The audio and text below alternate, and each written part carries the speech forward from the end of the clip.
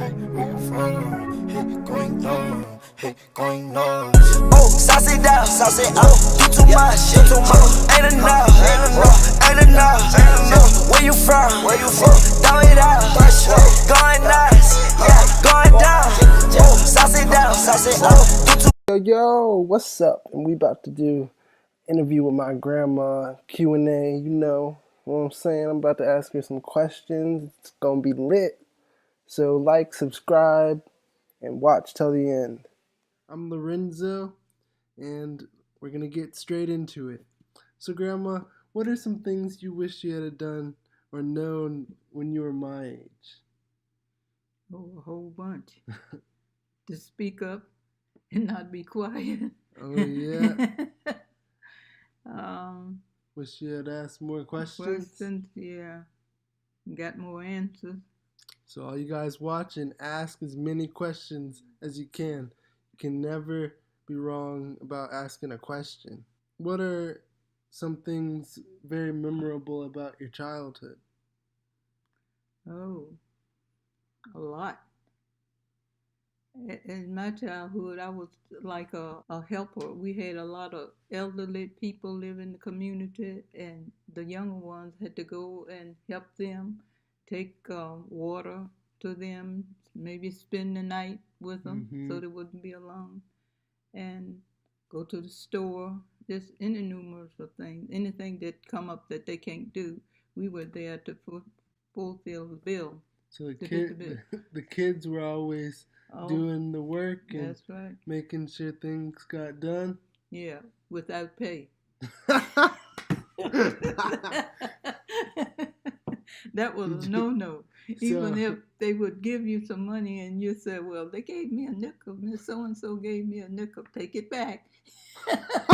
Take it back? Yeah, but it's not for the nickel. Wow. So were there ever times you'd ask your parents for money? Oh yeah. Mm-hmm. And what was the response? It all depends what you need.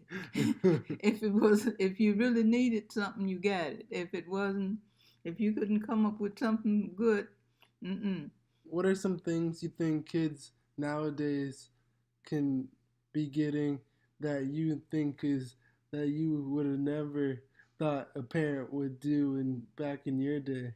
Well, they are more lazy. The kids are? Yeah, the kids. The kids are looking for the parents to be doing it. But the work that we did, it was a share that we had to do because we lived out in the country. In the beginning, we didn't have a lot of. We started off with lamp lights, oil lights. Then we graduated to electricity, and then we began to have. We could have television, radios, and stuff like that. Of course, we did have radios when it wasn't. We didn't have electric. They had battery radios run by battery, so we always was in touch with the news and what was going on in the world.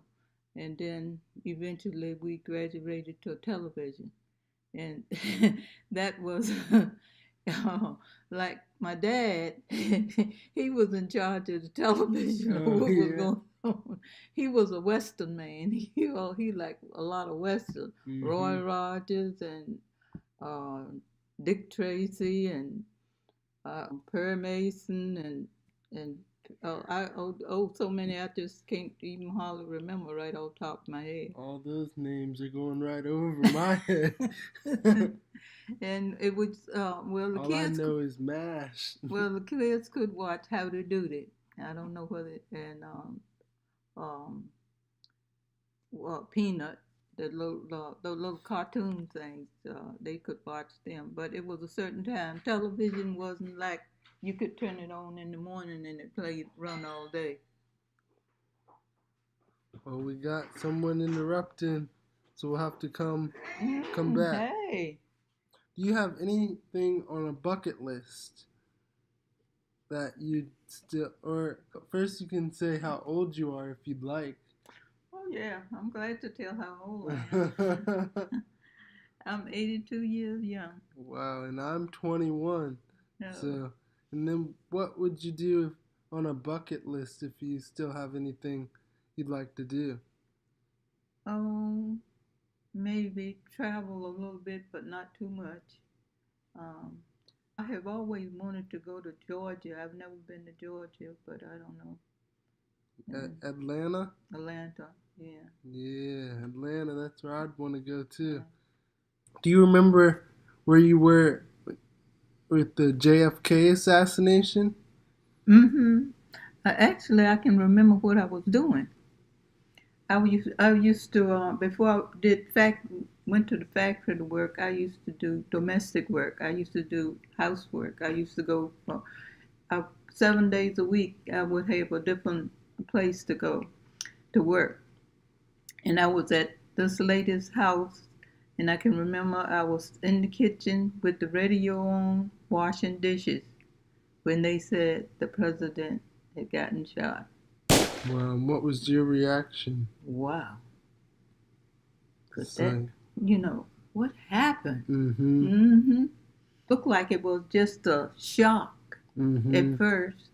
And then, then you get over the shock and find out when they start talking, so much about how it happened and everything like that. But that was unexpected, really. Mm-hmm. If we were expecting something like that to happen, if maybe it wouldn't have been such a shock. But it was unexpected to me. Never lived through that. What would you say to young people the key to keeping a marriage would be? A lot of Um, people nowadays having trouble and struggling with marriage. Honesty, I would think, would be at the top of the list, and faithfulness. And we all make mistakes. And if we make a mistake, I think we should talk about it or go over it. It all depends on what if or what did. And sometimes it might work and sometimes not. It all depends on the situation. But I think some people doesn't give it a chance.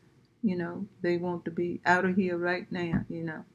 So if everybody did that, it wouldn't been too many marriages because back in the day, people took a lot, you know, because on account of the children, you had to take consideration of the children because they weren't a part of the situation what arose afterwards. Mm-hmm. So most generally, the parents would just stick in there anyway, regardless of the circumstances.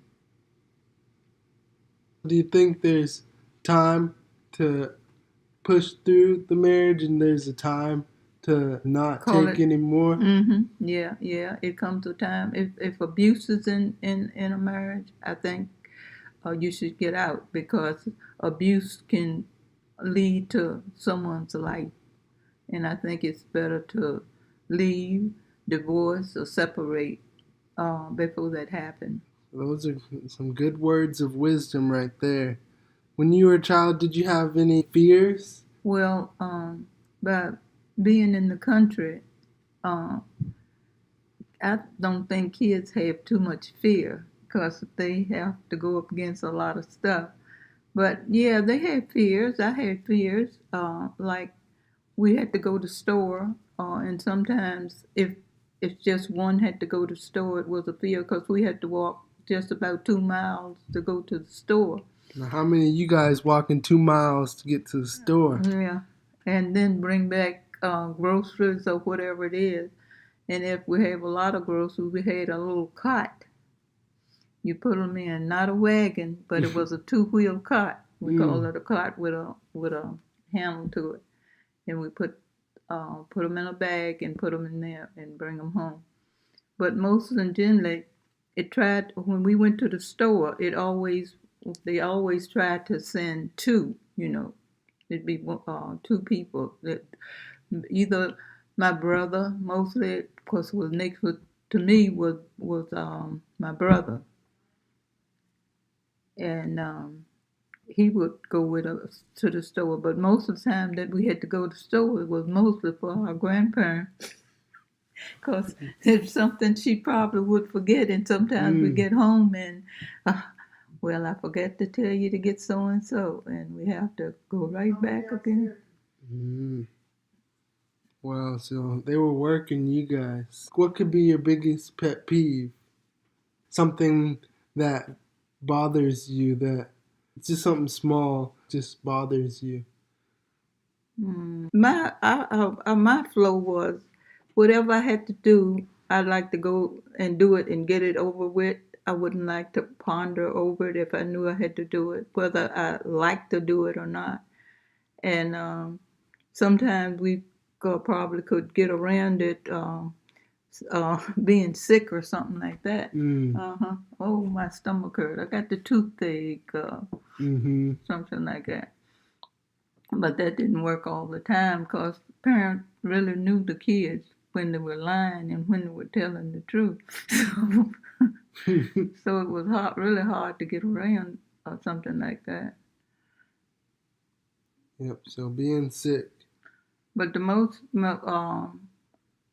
thing, when I was 14 years old, I left home and had to go stay with my aunt because she didn't have anybody to be with her. And I stayed out there in Roanoke for about 5 years to be with her. And that was about, I guess, the lonesomest part because I was taken, it was 7 of us, and I was taken away, from the family, and being that far away, it was lonely, real lonely until I started making friends. After I started making friends, when I started school, then, it wasn't as bad. I got a job when I was 13 or 14, when I was out in Roanoke. I got a babysitting job, and I had to ride the bus about 20 minutes. I had to go downtown, get a bus, change bus, get another bus, and go to my job. Wow. But a lady on the street, she used to work in that area, and so she used to work, and I would know how to get to work in the morning. But then sometimes she didn't work every day that I had to go, but she showed me how to get to my job, how to go downtown, change the bus, and get the next bus to go to my job. And in the afternoon, the same thing. And I did that about almost a year. And then the family that I worked for, he was a salesman, and they had a summer home in New Jersey, and they would go to New Jersey in the summer, and they had a house on the beach, and so I went there to babysit. So I stayed out there 2 weeks with them. So I got a little experience of being way away from home with no one, but that I know. But then they had a housekeeper, which was the cook, and then I knew her. And her days off, then her and I would get to go down, visit some of the places in New Jersey. And that was quite an adventure. Well, thank you, Grandma, for answering our Q&A. Thank you guys so much if you stuck this far. Like, subscribe, and until next time. I'm one of the greatest to ever do it.